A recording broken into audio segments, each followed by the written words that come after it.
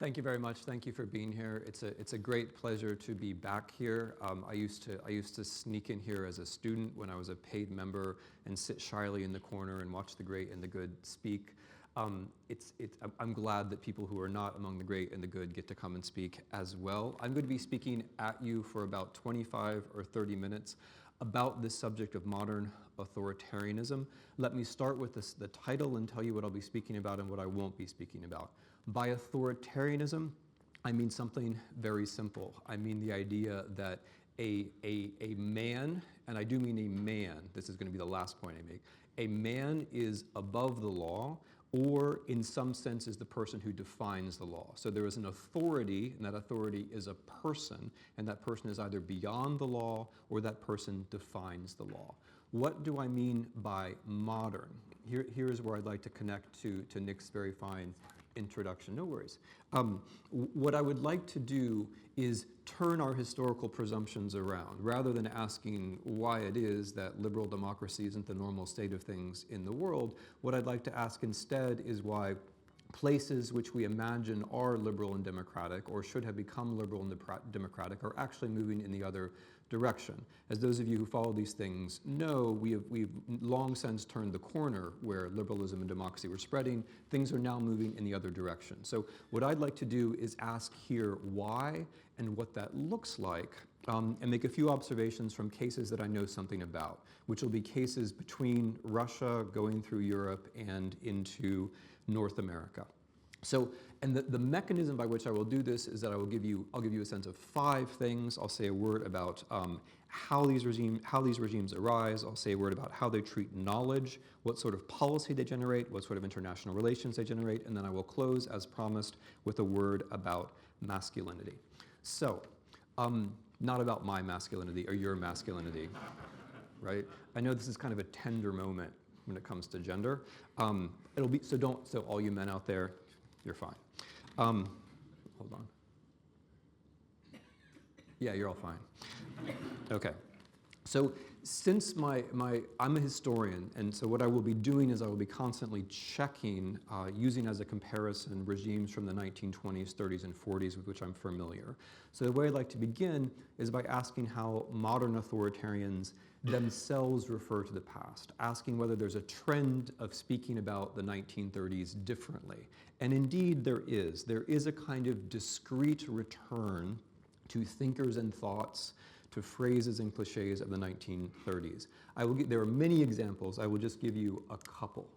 Chatham House insisted on the pictures, by the way. I never use pictures of any kind, so this is the responsibility of Chatham House. One example is this man, Ivan Ilyin. If you have not heard of him, he is one of the more interesting Christian fascist philosophers of the 20th century. He has been subjected in the last decade to the most thorough rehabilitation, I think it's right to say, that any thinker of the 20th century has received in the 21st, in his native Russia. He's essentially become a court philosopher in the Kremlin. He's been cited regularly by Mr. Putin since 2005, and especially at critical moments, like, for example, before an invasion or after, Mr. Putin tends to cite Ivan Ilyin, which, as those of you from the United States will know, is nothing other than Deutschland über alles in American English from 1939 and 1940. The idea of America first is that Americans and Nazis have more in common than they have that separates them. No, that's the historical idea of America first. That's what Charles Lindbergh said in 1940 in passages which are all but quoted directly in Mr. Trump's inaugural address. So there are ways in which our leaders, whether we realize it or not, are referring back to the 1930s. Or 40s. Also, there is a subtle move or a discrete move to overcome or get through or get past taboos. Both in Russia and the United States, we see this in different ways. You might have noticed that the President of the United States referred to Nazis as good people, which previously would have been a taboo violation. Perhaps under the radar has gone the tendency of leading Russian thinkers, sometimes including Russian leaders, to use Holocaust symbolism in a way which discredits Holocaust symbolism. There's a sort of pattern of people who are themselves, this is the extreme, who are themselves fascists, using Holocaust symbolism in a way which discredits it because it's so overbearing and so grotesque. Now, There don't seem to be very many references back to Stalinism, except by accident. So Mr. Trump referred to journalists as enemies of the people, which is a citation of Stalin, but I take it that was an accident, right? I take it that that was not an intention. It's a little bit like when he says something which is true, right? It's like you're driving a Jeep, you're driving a Jeep across Oxfordshire, and every once in a while you cross a road by accident, right? Something like that. Okay, so it sounds like a lot of people have driven a Jeep across Oxfordshire. I wouldn't have thought it of Chatham House members. All right. So how do these regimes then come about? How do they arise? What is the mechanism? I'm going to give you five brief mechanisms. The first is elections rather than revolutions. True revolutions are very rare. Most of these stories, whether it's Russia, Hungary, Poland, or God forfend, the United States of America, begin with elections. Elections rather than revolutions. And elections continue, they never stop. It's just that each one becomes less meaningful than the one before, and it's very difficult to say at exactly which moment you're no longer democratic. So this is the case in Russia, where there was never a completely democratic presidential election. But there was always some hope that there might be such a thing, but probably now not so much. In the United States, we also have a creep in this direction. Our system is not fully democratic, and certain states of the Union, for example, North Carolina, show how you could get past a democratic situation. For those of you who are not following North Carolina closely, this is a state of the Union which is about 51% democratic, but which in party loyalty, but which nevertheless has a Republican supermajority in its legislature, a constitutional majority, which is unlikely to change. It shows a bit how a one-party state could emerge in the United States of America as a whole. Second mechanism, you go after the journalists first. You go after the journalists in various ways, sometimes by overwhelming them with the internet, sometimes by intimidating them, sometimes by all the above. Third mechanism is that you go after the rule of law, the judiciary, in one way or another. This could be Russia, this could be Hungary, this could be Poland last summer, which Poland is now teetering on the edge of no longer being a rule of law state. And the interesting thing about the rule of law, of course, is that it's very difficult to build up, very easy to destroy, and once you've destroyed it, it's very hard to get back up again. Another mechanism which can come in at any point in the process is the Reichstag fire. So by the Reichstag fire, I mean the terrorist incident, perhaps of uncertain origin or provenance, which you use to declare a state of emergency and then accelerate the process of doing in your republic. This is what happened with the actual Reichstag fire in February of 1933, but one sees this in the authoritarian playbook in Russia in 1999, and of course in Turkey last summer. And I'm afraid we're going to see it in the near future as well. As a result of these mechanisms, you move towards being a one-party state with a party that doesn't have an appropriate ideology to be a one-party state, and indeed with a party that may not have very much ideology at all. So this is something different than the 1930s. You arrive at the one-party state without a party that ever meant really to be the party of a one-party state, and without much of an ideology at all. Which brings me to my next point, which is about epistemics or knowledge. How these leaders, I'm not going to say movements because I don't think they're movements, how these leaders see the world, portray the world, how they think that we should portray the world or know the world. So here let me start again with a comparison to fascism and communism. Fascism and communism were against the Enlightenment or modified the Enlightenment in certain fairly clear ways. Fascists said everyday empirical knowledge is not very important, but there is a truth, and the truth is the unity of the nation or the mystical unity of the nation with the leader. Communists said everyday knowledge is not very important, the facts of today are not very important, it's fine to lie about today if that gets us to the better tomorrow, because the only real truth is the way that society will look after the revolution. So they both reacted to the Enlightenment, the idea of empirical knowledge in different ways, but they accepted that there was truth of some kind. Contemporary postmodern authoritarianism, or modern authoritarianism, I should say modern because I don't believe there's such a thing as postmodern. So contemporary modern authoritarianism is both more and less radical than that, depending on how you look at it. It doesn't have its own idea of truth. So you could see that as more radical or less radical. It's not taking us anywhere in particular, but its opposition to the idea of truth is radical in its own way. What postmodern authoritarians tend to do is what they tend to do, you'll see why this illustration is appropriate in a second, is that they tend to create deliberate uncertainty, right? If you look at the way, for example, that Russian televisual media functions, both in Russia and in Britain, if you happen to watch RT, the way that it functions is not to try to convince you of anything in particular.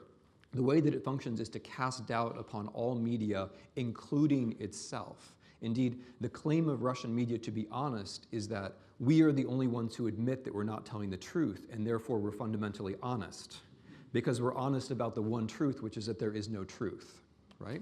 Therefore, we're not hypocritical. Everyone else is a hypocrite because they pretend there's truth. We accept there's no truth, therefore we're not hypocritical. So on the one hand, there's an attempt to overwhelm everyone, to disable politics by making everybody uncertain about what is in fact true. Because without a sense of factuality, it's very hard to organize civil society, very hard to organize opposition. Uncertainty tends to lead to the solution that Americans refer to as Netflix and the couch. On the other side, I'm just imagining how you people live now. It's like in the daytime, we drive a Jeep across Oxfordshire, and then we kick back with the Netflix on the couch. All right. I'm just learning so much about the way Britain works in 2017. Thank you for being so responsive. On the other hand, there are simultaneously the big political fictions that take up space. What do I mean by a big political fiction? I will name three that are held, espoused, promoted by heads of government or heads of state. The idea that Barack Obama was born in Africa, which is believed by more than half of the Republicans in the United States. That is a political fiction which was generated by Mr. Trump, who's now President of the United States of America. The idea that a 3-year-old Russian boy was crucified in Sloviansk during the Russian invasion of Ukraine. That is a political fiction which was generated by the most important Russian television channel. I can't tell you how many people believe that, but it was widely believed in the Russian Federation. Or in Poland, very important political fiction, probably the most important dividing line in Polish politics is whether or not you believe that the aircraft sent to Smolensk in 2010 was shot down by Russia or not. I've already told you what I think about that question, right? But what I want you to see is that this is more important than any other issue in Polish politics. This is the dividing line, more important than any other. Now, what these political fictions do is they take up space.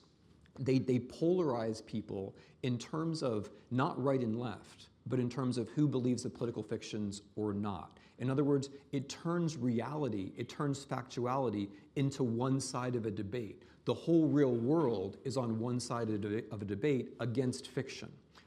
Which turns those of us who believe we're living in the real world into a clan, right? We talk about polarization, how there's one side and how there's another side. The sides aren't the same, but everyone thinks they're on a side. So reality is being bullied into a clan. It's being bullied into a corner. And the way that this authoritarianism works is to make that corner smaller and smaller and smaller.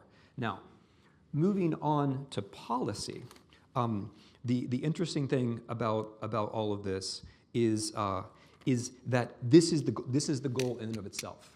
So this confusion, the demobilization, which is a great Russian word and technique. By the way, it's very characteristic that a lot of the words that we use, at least in American English, are words that we're taking over from Russia, and that's because the things that are happening in the United States of America, we're also taking over from Russia, right? For example, the word oligarchy, which is a beautiful word. It was used by Thucydides, and it was used by Aristotle, and then it was revived in the Russian language in the 1990s for very good reason, and now we use it also for very good reason. Bernie Sanders can't get through a speech without using it, and I apparently can't either. Okay, where was I? But the point is, this is the thing in itself, right? This is not just a technique of rule. It is also policy, okay? It's also policy. The policy that I want to describe, this characteristic of this modern authoritarianism, I'm going to call Sado-populism. Okay, what do I mean by Sado-populism? By populism, we always meant a movement from below which actually had the aim of changing laws, changing the system, overturning the elites, right? At least in the United States, populism involves changing the system. When we say populism now, we very often don't have that in mind at all. We have in mind something else where there are no concrete policy proposals at all. Or if there are concrete policy proposals, they're actually running against the interests of the electors themselves. In other words, I think the trick to at least the American and the Russian versions of this, the trick is that we begin by acknowledging, I'm going to say it again, we begin by acknowledging that there is an oligarchy, and we work from there. In the case of both Mr. Trump and Mr. Putin, in different ways, we're working from the myth of the good oligarch. The myth of Putin is that he came in and he tamed all the other oligarchs. In fact, what he did was turn the state into an unbreakable oligarchy, right? But the myth is that he's the good oligarch, we can trust him against the bad oligarchs. With Mr. Trump, it's the same. The way Mr. Trump ran for president was by saying, Hillary Clinton has a bunch of oligarchs behind her. He doesn't use the word oligarch, but just go with me. Hillary Clinton has a bunch of oligarchs behind her. You can't see them. They're secret. They're involved in an international conspiracy. He went on in that vein. But me, you can see. I'm your oligarch. I'm the good oligarch. You can trust me. And people went for that. And the reason they went for that is because they truly are living in a world of social inequality, and they know it. Levels of economic inequality in the United States are now pretty much exactly what they were in 1929, which is a rather important year to remember. And social mobility reflects that. If you were an American born in 1945, you had an 80% chance of living better than your parents. If you're an American born in 1980, you have a 50% chance of living better than your parents. If you're an American surveyed now, you have a 40% chance of believing that your children are going to live better than you are. In other words, this oligarchy is not just a word that I'm using or not just a Russian reference I'm making, it's also an American social reality which is causing people to believe that the system itself can't be changed, which is crucial. Because if you vote for the good oligarch, right, if you buy this fable of the good oligarch, then what you are doing is you're accepting that government can't actually make your life better.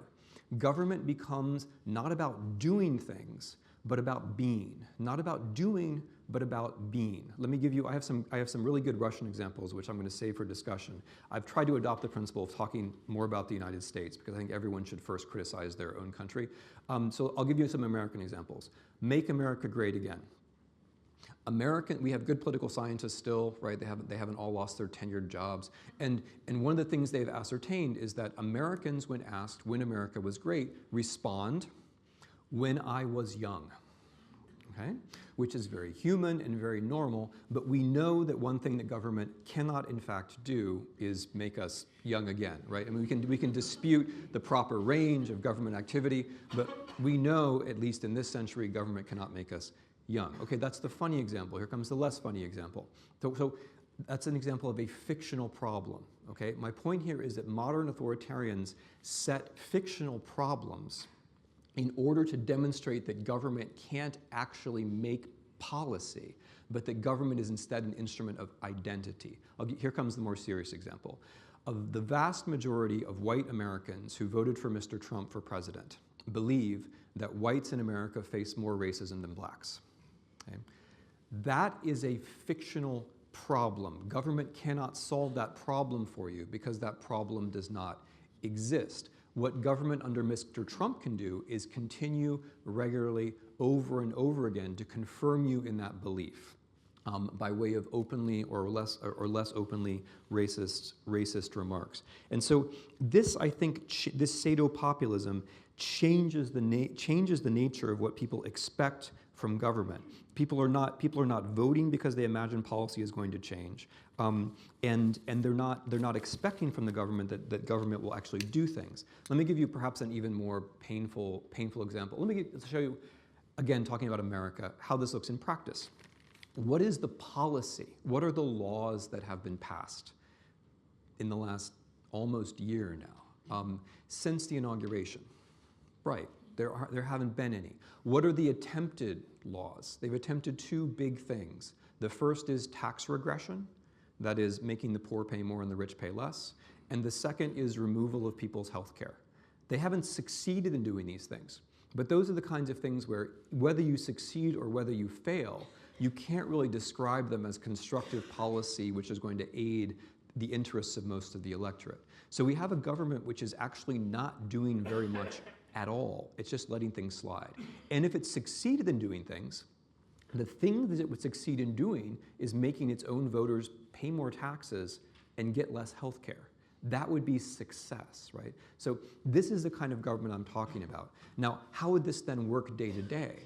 The way that it works day to day is that you get, instead of policy production, you get the constant production of more or less artificial crisis, right? Whether that's Iran, whether that's North Korea, whether that's the National Football League, you get the constant production of crisis, which affirms in you the sense that you are the righteous victim, but never delivers for you anything like policy. Okay, so that's Sado-populism, the constant spectacle of real or manufactured crisis. Now, I'm stressing the United States of America, but this is true in other countries as well, right?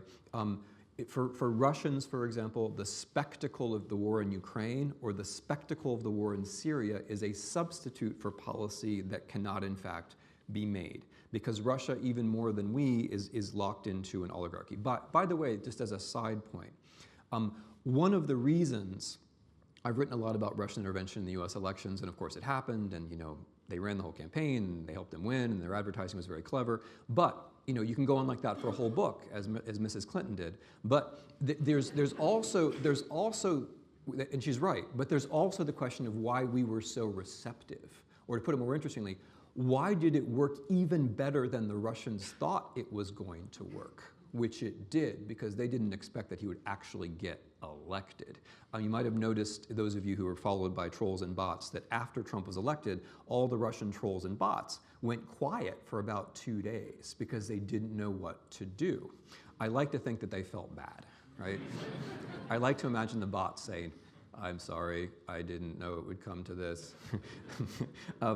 Okay, but why were we so receptive? And we were receptive because they knew something about our susceptibilities, but also because those susceptibilities were very real. Because income distribution in the United States is much more like income distribution in Russia than other developed countries. Britain somewhere, you know where Britain is. It's somewhere in the middle between us and the EU. So for that reason, I think, because the techniques that they've developed were developed for a population which is much more like the American population than I think either we or the Russians would like to think, they were more effective than I think anybody expected. Okay, so international relations. 3 points here. If what you need to do is produce constant spectacle, that's going to have consequences in international relations. Because if you just play around at having a war with North Korea or Iran or whatever it might be, you may eventually get a real war. Or if you're Mr. Putin, you do in fact engineer these small wars in Ukraine or Syria for essentially domestic reasons. So when you're in power, you produce spectacle in that way. Another way to look at this is that if the game plan is you're an authoritarian, you don't have policy to offer, you're in a weak position vis-a-vis liberal democratic states. Because much as they're falling out of fashion, liberal democratic states do tend to be much less corrupt and generally more prosperous than authoritarian regimes, right? So if you are the oligarch or wannabe oligarch, in the case of Mr. Trump, if you are the wannabe oligarch that is leading your country into authoritarianism, you have the problem that other countries, like say Canada, right, are more functional and people live longer and are more healthy and report greater happiness levels and are happy in various ways that you're not. You have that problem, so how do you deal with this? The way you deal with this is you have a foreign policy which is essentially disintegrative. And here you can see a light version of this with the United States. Think about how we talk about the European Union or how the very top of our government talks about the European Union. And you see a harder version of this in the Russian Federation, where the basic idea with the European Union is to encourage those who want to weaken it or bring it down, because you're telling the Russian population that democracy and liberalism and prosperity and the rule of law and all these things are not really possible. And since you're telling them that, they have to not be possible abroad as well. So rather than an integrative foreign policy, the strong tendency is going to be for a disintegrative foreign policy. The third way that this works is is inside the EU. So inside the EU, there is a tendency, which I'm sure you've noticed, that pretty much all of your right-wing authoritarians, I'm sure you'll come up with an example that's counter, but pretty much all of your right-wing authoritarians are anti-European Union. Now that's so obvious that we take it for granted, but it's interesting because in the history of extremism, right and left, there have been plenty of people in Europe who had ideas about Europe. But now being right-wing or right-wing populist or nationalist is basically synonymous with being anti-European Union, which is something I think worth thinking about, right? Because it suggests that for these right-wing populists or nationalists, the whole argument with Europe is actually just the beginning. It's just the introduction to what they really imagine. And I'm just going to open up for a moment I'm going to open up a window here and ask you to imagine for a moment what a theoretical country, not of course Great Britain, what a theoretical country that was in the European Union will look like after it leaves the European Union. And ask yourself whether the populists and the nationalists who are against this have actually thought it through and what they say about it. Because what's striking to me as a historian of the 20th century, looking at this debate, whether it's about Brexit or whether it's the Front National or whether it's Poland pushing the EU to see how far things can go or Hungary, what's striking to me about this discussion is that Europeans proceed in this discussion as though their nationalists were right, as though there were a nation state in your history to go back to. But you don't have nation states in your history to go back to. None of you do. You don't have nation states to go back to, and yet the debate proceeds as though there's nothing more comfortable and homey than a nation state. But how would you know? Because unless you're Finnish, any Finns here? Unless you're Finnish, you don't know because you've never had one. In the history of Europe is the history of empire to integration. Whether you're Britain or whether you're France or whether you're the Netherlands or Portugal or Spain, you never had a nation state. So this whole idea of going back to the nation state is actually a leap into the abyss of the unknown. And I find it very interesting that the debate never proceeds along those lines, that the populists get to imagine their post-European authoritarian nation state, and no one remembers, oh, we never had a nation state, so we actually don't know just how bad it could be. My inclination is to think pretty bad, and that ought to be part of the debate. I'm going to close with a word about masculinity as promised, and then I will be done. This is the most speculative part of all this, of course, and I pray you not to ask all the questions about this part of the talk, because I'm pretty much giving you everything I've got. But it seems to me that there's something interesting going on. Maybe it's this, that because these authoritarians are not creative, they're anxious. Right? I mean, a traditional male authoritarian has some kind of a project, something that he is going to build. In the authoritarianism I'm describing, there is actually no construction. There's a kind of maintenance, perhaps just maintenance of one's own wealth. There's a pattern of imagined crisis, which according to the stereotypical ideas of masculinity would be feminine, right? That if you're being a male sexist, that's referred to as hysteria, the regular production of crisis. Right? Which is an interesting thing about Donald Trump in general. If Donald Trump were a woman, his Twittering pattern would be regarded as hysteria, right? That's the word that everyone would use, would be hysteria. And in general, it was very interesting for those of you who watched the 2016 debate, how over the course of 2016, it became very clear that Hillary Clinton was supposed to embody traditional quote-unquote masculine properties. She was supposed to be reasonable and even chivalrous vis-a-vis her partner, who was allowed to be hysterical, right? And it was allowed and allowed to be a mess in public. The traditional role, the roles switched around completely. He was permitted everything and she was permitted nothing. She had to embody reason because he wasn't doing it. Now, I think one thing which is happening, I have to be ad hominem because they're being ad feminam, well, I think one thing which is happening here is that Mr. Trump knows perfectly well, down to his bones, that Hillary Clinton would be a better president than he is. That he knew it in 2016 and he wakes up every morning in 2017 knowing it now. And that Mr. Putin knows that had Hillary Clinton become president of the United States, she would be a more powerful person than he could ever be. And it is striking how much on both of their parts, both in the Russian campaign, in our elections, and in Mr. Trump's campaign, the defeating Mrs. Clinton became the thing in itself. The thing in itself. That was extremely striking.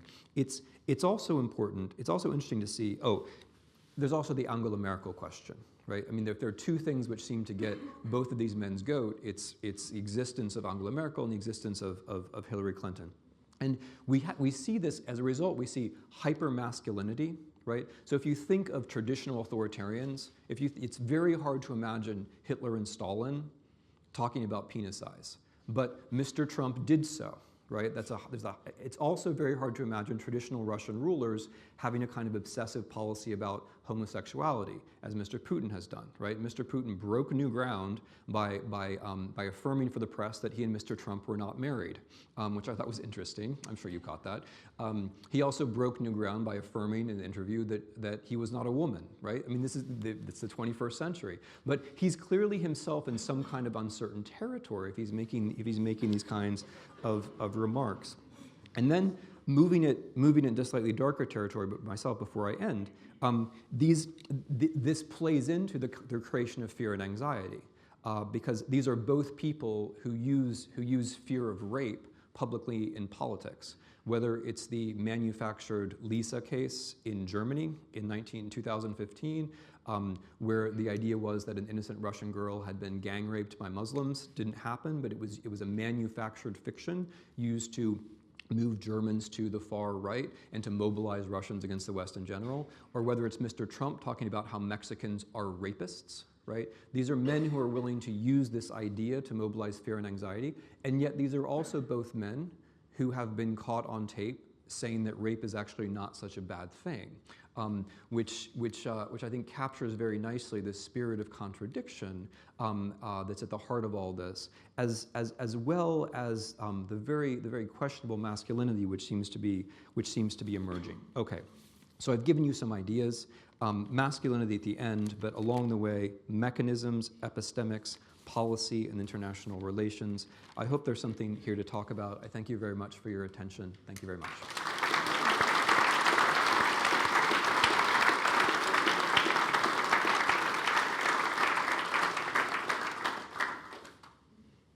Okay, so this is the part where you ask questions. Okay, and the rules are, as I'm sure you know, because Chatham House is big on rules, the rules are you identify yourself and you ask a question, right? Okay, yeah? Okay, I'm going to start, where am I going to start? I'm going to start here, please, sir. Oh, you just have to wait for the microphone, that's another rule. That's the third thing. Yeah. Okay, thank you. Barry Tomerlin, Academy of Diplomacy, Loughborough University, London. Turkey, you mentioned. One of the things you didn't mention after the, what do you call it again, the Sado-populism. Populism things that happened after the attempted coup is the increasing use of religion as a force towards authoritarianism. And I thought you might want to make a comment about that. Thank you. Okay. Do I take one question at a time, or do I? Okay. So, I mean, my comments on Turkey were fleeting because I was trying to follow the principle of talking about countries where I read the languages and read the media and pay attention. So only the most obvious things like the Reichstag fire type incident that I mentioned. With religion, what I'm struck by is the way that faith is mobilized into political fiction. Because these are things that you have to have faith in. You can't, there's no evidence that Mr. Obama was born in Africa. And there can't be evidence. But nevertheless, people believe in this, and they believe in it durably, right? And so what I'm struck by in these Christian cases that I look at is the way that you can have an active imagination by one person, which then spawns this long act of faith. And I think it does have something to do with Christianity. Another way that Christianity comes into it, you'll forgive me that I'm talking about like cases that I know, but I think one way that Christianity comes into this also is this idea of victimhood. A lot of this, so in this Sado-populistic spiral, where instead of government doing something for you, you're told with regularity that you're the victim, right? You're the innocent victim of the outside world. I think there is something just a tiny bit Christian about that, right? Putting yourself in the position of the untainted, right? But that's about as far as I can take that. I mean, and also there's statistically, we know that. So this is interesting about Christianity, or this distinction between Christianity and Christendom. Statistically, we know that Protestant evangelicals went overwhelmingly for Trump, even though he is a walking he's a walking disembodiment of everything that they stand for, right? And so there's a kind of act of faith about faith there, that it is going to be the white man who is going to somehow be the Christian, even if he says he's not a Christian, even if he has denied being a Christian, even if he said he's an atheist, even if even if he's broken the Ten Commandments and creative orders that others couldn't imagine. There's an act of, this is interesting in American life, there's an act of faith that the man is the Christian. Whereas Hillary Clinton actually has written interestingly about her Christianity and had talked about it her whole life. Nevertheless, she couldn't be the Christian somehow. Okay, I'm going to try to go over here, sir.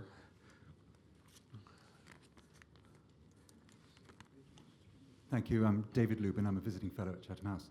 I'd like to ask you about the relationship between authoritarianism and populism.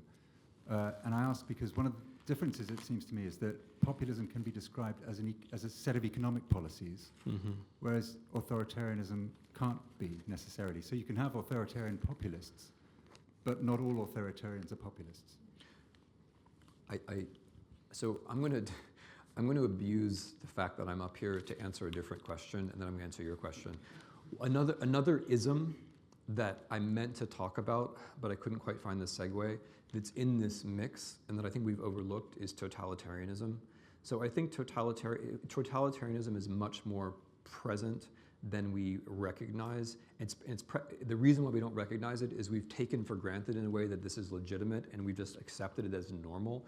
What I have in mind in particular is, I mean Hannah Arendt-style totalitarianism. The idea that totalitarianism is overcoming the border between public and private life. So totalitarianism is not this overpowering state that can do everything.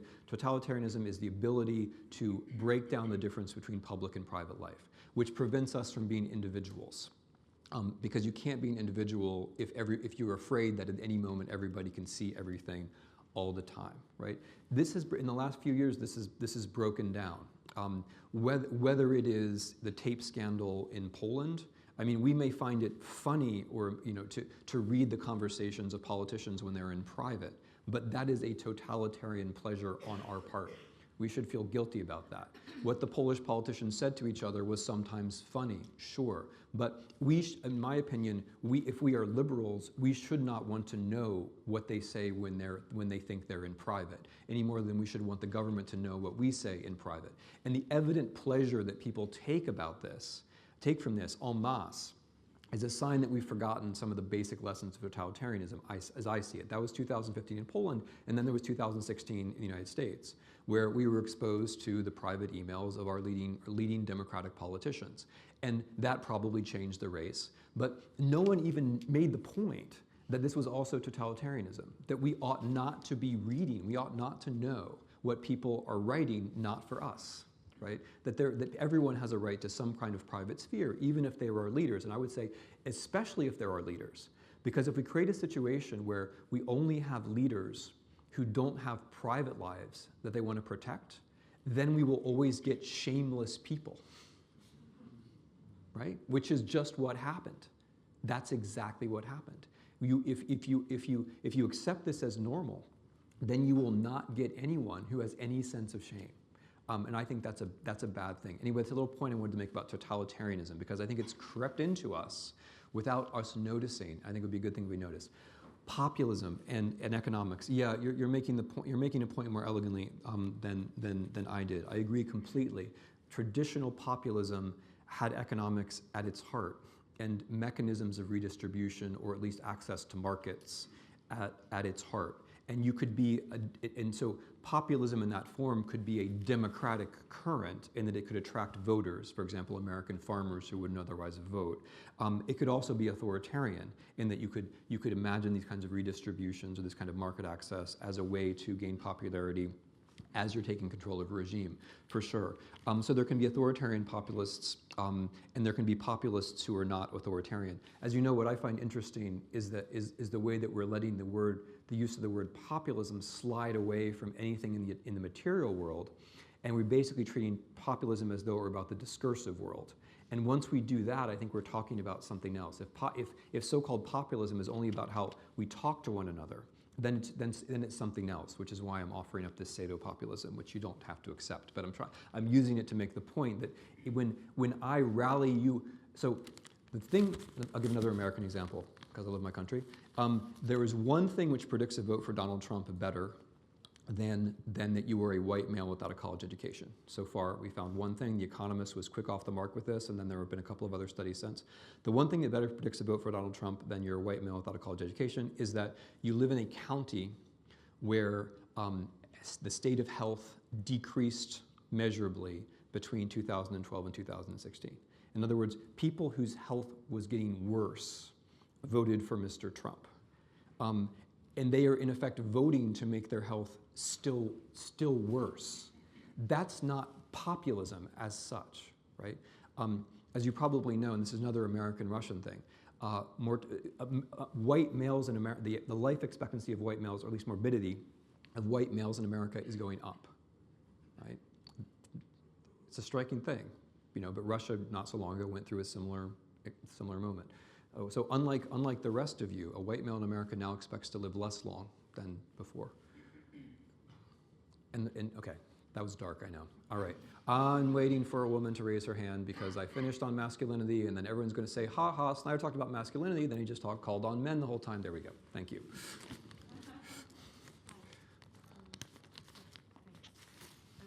My name is Camille. I'm the director of a foundation for art and psychoanalysis. So in Lacanian psychoanalysis, we talk about the capitalistic discourse to understand social linkages, whereas the imaginary register is exhausted. And so, for example, in consumption and such things. And it struck me that this market of nation states could be located in this register of the image, actually. This is why maybe people took it so easily. And in regarding religion, that was mentioned by my neighbor, also in the same frame of thoughts, maybe language has been reduced to signs. And this is, for example, when you compare ISIS to Salafism, yeah? So they don't interpret as a language, they interpret as a sign. Mm-hmm. And this is also a regression into the imaginary register. Okay. Maybe you could, in your definition, locate populism in the same thing. All right. You've thrown down the gauntlet. I'm gonna give this a shot. So first, with the nation state, I'm gonna go with a different explanation, and then I'll be interested to hear what the rest of you have to say. With the nation state, first let me clarify my own position about the nation state, because I think this is actually very important for Europeans right now. The way that Europeans are generally taught history in school. Well, if you're British, you're taught that there were the Greeks and the Romans, and then there was the Empire, and then there was the Blitz. But in general.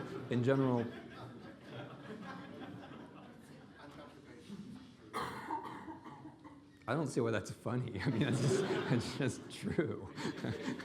But in general, the way that European education is handled, and I say this as somebody who's taught regularly at the Collège d'Europe, taught Europeans from every European Union member state regularly for the past 15 years. The way that European history is taught is on a national basis, and so there's not European history, and children, when they're still at a young and vulnerable age, are given the idea that there was this thing called the nation state, and then later on it's very hard for them to get rid of it. I think it's really as simple as that. And so in moments of stress, people are thrown back on what they think they know about the past, which turns out to be, basically a national fable. And that may have been okay until now, but it's definitely it's a real risk now, because the discourse about leaving the EU assumes that you leave the EU, you will be a nation state. But there's not actually anything in European history that suggests that these states have any durability or viability as nation states. The laboratory experiment would be consider the new nation states created after 1918. Estonia, Latvia, Lithuania, Poland, Czechoslovakia, Hungary. Those are your good cases, because those lasted for 20 years. If you're not Finland and you're not Norway, and if you're Norway, congratulations, but if you're not Finland, you're not Norway, you don't have a history of the nation state, although you think you do. Like, that's deeply programmed that you think you do. And so the discussions about Brexit or anyone leaving the European Union, or even risking leaving the European Union, or destroying the European Union, are generally based on an assumption which is just hollow, which is just air. You don't know what's going to happen to Britain because it has never been a British nation state, right? My own view is that Brexit is logically impossible, because if there's exit, there won't be Britain. There's Britain, there won't be exit. So I think the whole thing of Brexit is a misnomer. But I seem to be a minority. People keep using the word, right? Which suggests to me that people think there's a thing called Britain, which exists beyond an imperial and an integrative history. In history, it doesn't, right? I mean, I understand it exists in your education, but in history, it doesn't. And so you're leaping into something which is very new. And see, that's the reason why that's so striking for me, is that the way that the national populists play it is that they're all cozy and homey. We're going back home, but that home was never there, right? It's very attractive, but it was never there. Okay, the second thing was, yeah, I'm asking you. Yeah, language. Okay, language. Here's where I want to go with that. This guy, Eileen, where is he? Oops, questions. Okay, so this fellow Eileen, I think was a very interesting philosopher. He's kind of the grandfather of the current Russian fascism. Current Russian fascists like Alexander Dugin are a little jealous of him, and they say he just serves a technical function in the Kremlin. He's not that interesting. I think he's actually rather interesting.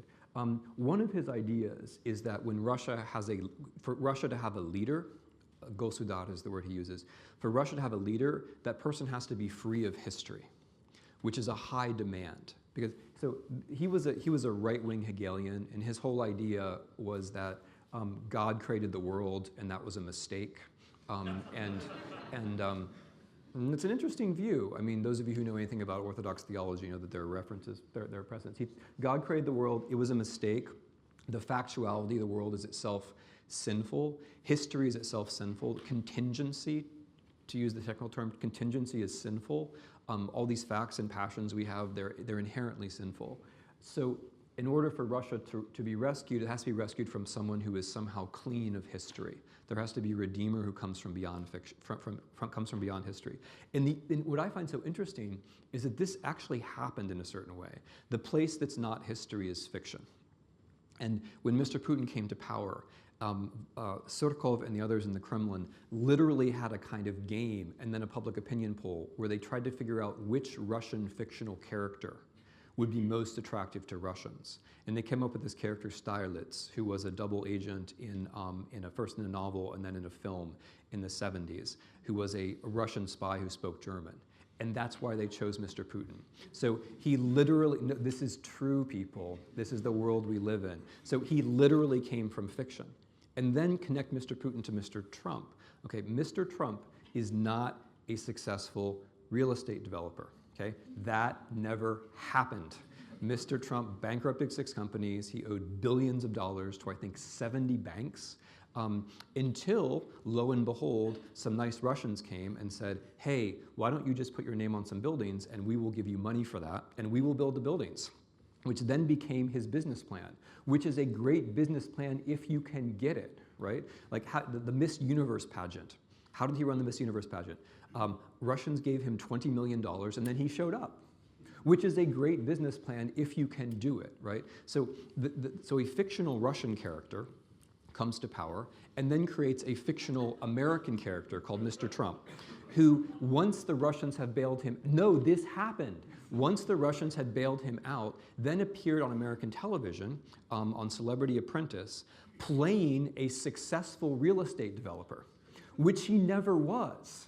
But as a character, he was great. He could say you're fired in a really convincing way, right? So one fictional character then creates another fictional character, and that fictional character then also comes to power, right? With the help of all kinds of fictional devices, mostly delivered through the internet. So I think there really is an interesting problem of genre going on in our life. Okay, yes, please.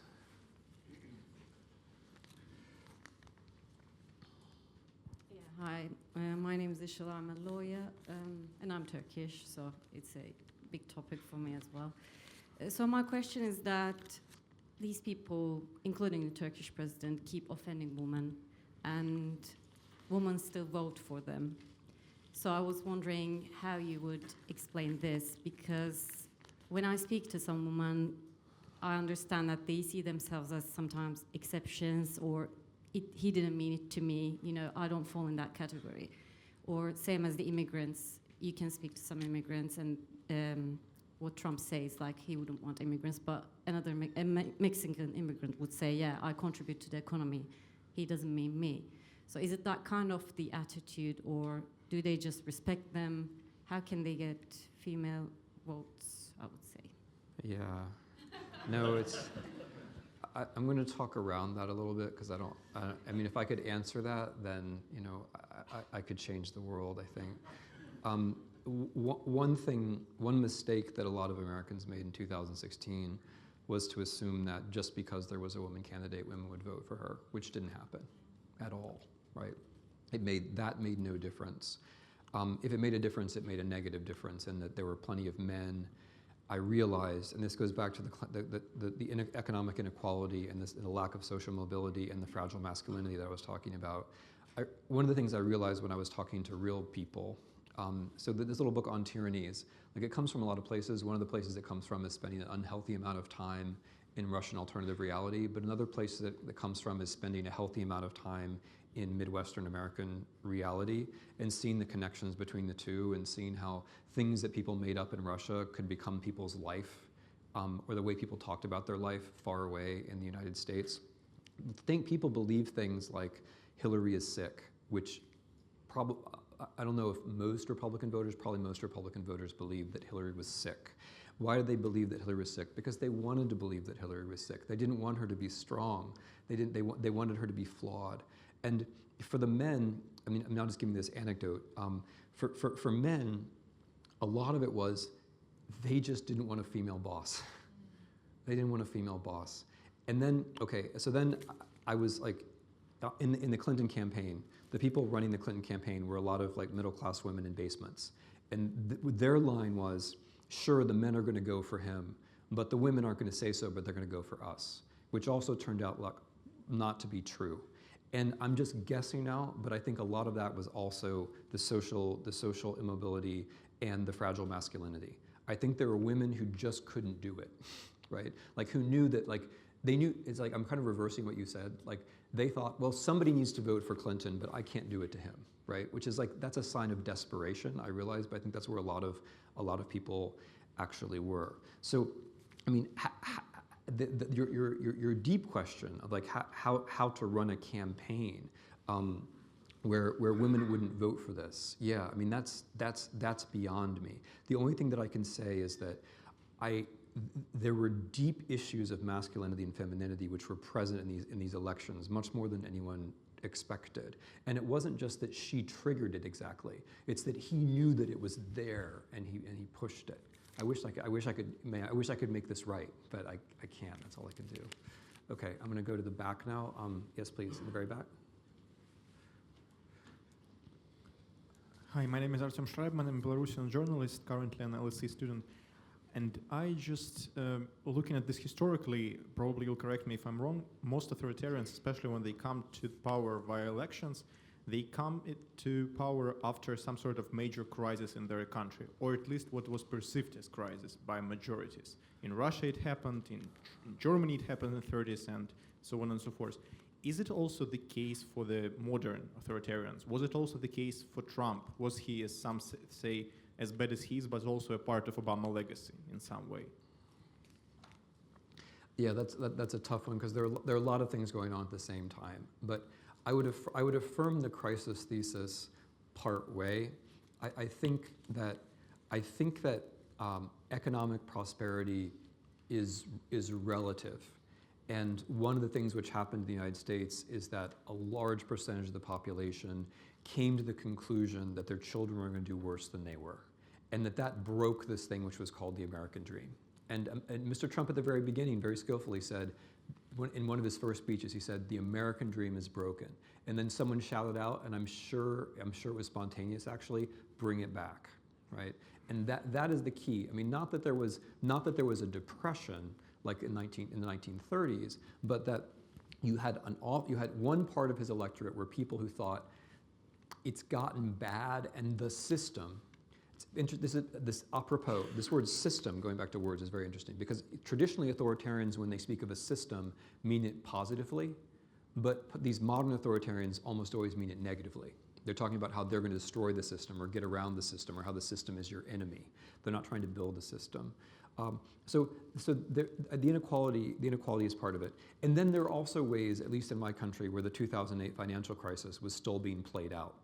So a lot of people who thought they could afford houses, it turned out that they couldn't afford houses, right? A lot of people lost their houses, and a lot of people who thought that they were going to have houses didn't have houses. And again, what you think is normal is what you think is normal, as opposed to what things might be like in other countries. So there isn't a Great Depression, but there is this flattening out, and there is this sense of injustice. And the way that race works, at least in the U.S., is that white people react to this first, because white people have a sense that it shouldn't be going so badly for them, right? And Mr. Trump pushed on that very, very effectively. Now, is it a reaction to Obama? It's a hard case to make because the crucial group that got Mr. Trump elected were the men who voted for Obama twice. Right? This makes it a lot more confusing than a lot of folks want it to be. There were, I think, 9 million people who voted for Obama and then voted for Trump. You can say, yeah, 4 years was good, but 8 years was somehow too much for them. Like 4 years of a black president was okay, but 8 years was somehow too much. That seems to me to be kind of a too subtle of an argument. I think it kind of goes more like this, honestly, that there were a lot of, and again, this is anecdotal, from the Midwest, but there were a lot of people who thought that Mr. Obama, although they didn't care about race, or maybe they didn't even like black people, they thought Mr. Obama was outside the system. Maybe in part precisely because he was black, right? Or he was from the Midwest or whatever. But nobody in the United States, 0 people in the US thought that Mrs. Clinton was from outside the system. And I think that hurt her.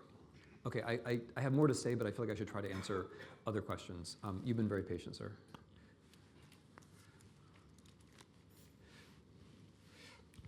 The way you set up your paradigm with your analogies between present-day authoritarianism and fascism and indeed perhaps communism, the problem I got with that is that after 9/11, we had 3 military adventures in the world, and one characteristic of fascism certainly was militarism, aggression. And these 3 wars, Afghanistan, Iraq, and Libya, were undertaken by liberal democratic regimes. And indeed, the mess we see today in the Middle East is partly because there's an attempt to impose liberal democratic paradigms on different cultures. So how does that fit into your paradigm? We have a liberal democracy here, seems to me, the culprit, the offender. Oh, okay. So more authoritarianism would be better. So let's go back to the beginning of this story, historically, and let's talk about the United States as a liberal democracy, to which I say, hooray, I wish it were. Who won the presidential election in 2000? Al Gore, right? If my country were a democracy, can you seriously imagine Albert Gore fighting that war in Iraq? The only way that we get the political outcomes we get in my country is that the reason why American political preferences on issues like gun control and healthcare are similar to European preferences, but policy outcomes are so different, are that we have unlimited money in politics, we vote on Tuesdays so workers don't vote, we have the small states get extra senators, The Electoral College also privileges small states, i.e. Republican states. What am I forgetting here? Voter suppression laws.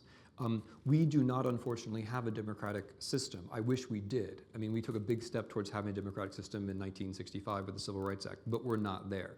If we had a democratic system, Mr. Gore would have been president of the United States, and there's no way we would have fought that war in Iraq. So I'm not willing to accept the premise that, oh, the bad things that America does is because America is too democratic. I'm happy to accept lots of other explanations, but that premise I'm not going to accept. You're ducking the question. You're ducking the question. The question is that people like Tony Blair, who certainly was elected democratically, Right. and Sarkozy in France, and George Bush unleashed military adventures on 3 different countries. Right. And they were liberal democratic wars. Yeah, I mean, people aren't perfect. I mean, I'm not sure what you want from me. If you want to look at the data about who fights more wars, I mean, much as I like to make fun of social scientists in general, there's a pretty clear case which says that the closer you are to an electoral representative democracy, the less wars you fight. Does that mean that you never fight wars? No, but it does mean that it's less likely. And the body of the research which shows that if you can create contiguous democracies, they're very unlikely to fight wars against each other, is also very strong. By the way, if you think that the idea of the war in Iraq was to impose a liberal democracy, then there's more to your cynicism to be built out, I'm afraid. Okay. Yes, sir, in the front. Last question. Okay. My name is Anis Qadri. I'm a Chatham House member. Professor Snyder, you talked a lot about Donald Trump and Putin. What would be your comment on Xi Jinping in China and Narendra Modi in India, who are both authoritarians in their own way? Yeah, see, I try very hard, it's my training as a humanist, I try very hard to talk about the things I know what I'm talking about, which is not, I realize like in international affairs in general, that's not the governing principle, but I try, no, I mean, I do know something about the places where I read and where I live, but you know, when you say talk about Modi and talk about China, then I don't have it, like, I don't have the languages, and I don't have the time in the countries, and I don't have the, you know, the fingers. Okay, a feeling. I'll share my feelings with you. Because I mean, we have to start solving this fragile masculinity problem somewhere. So let's start with you and me, and I'll share my feelings. So what I find interesting about China, and I think maybe the great world historically interesting thing about China, is the attempt to solve the problem of succession without democratic elections. So this refers a little bit back to the gentleman's question. One of the reasons why authoritarian regimes tend to fight wars is that there's no clear problem of there's no clear succession. One of the reasons why authoritarian states tend to break down is that there's no clear principle of succession. What democracy does for you, and I actually think this is the most important function of democracy, is that it creates time. Because you know that this leader doesn't have to be the last leader, there's going to be another leader. So if you believe that there's going to be another election, then your attitude about this leader is completely different. And one of the great practical advantages that these states have had is they have a succession principle. They managed to get over monarchy into another succession principle, which is messy, but at least it's it seems to map pretty well onto our idea of mass politics, that people should be involved in politics. What the Chinese are trying to do is to solve the succession principle without democracy. So they have a party, and the party has very careful rules about how you rise and how long you can serve. And I think for me, because I think succession principles are very crucial to history. For me, the great test with China, the most important one, is whether they can actually pull that off. My feeling is that they can't. I don't think it can be done. But that you can see that what I find interesting about them is that they have clearly identified this as the central problem, and they've worked up these very careful technical mechanisms to actually try to solve it. I don't think it's going to work, but that's what I find interesting about China. What I find interesting about India, with India, what I find interesting about India is, from the very little bit that I know, is how similar, going back to the gentleman's question that I lose him, I did, about religion, is how similar the ways are that Hinduism can be used to create apparently ancient ideas, for example, about the holiness of the cow, to claim that these ideas are ancient and then use them in modern performative politics, right? Christianity does the same thing for a lot of nationalisms in Europe today and also in the United States. So that's the one thing I would say about India, which I hope is not too foolish. Okay, I've shared my feelings. I feel good. I don't know what you feel like. I feel fine about it. Thank you all very much.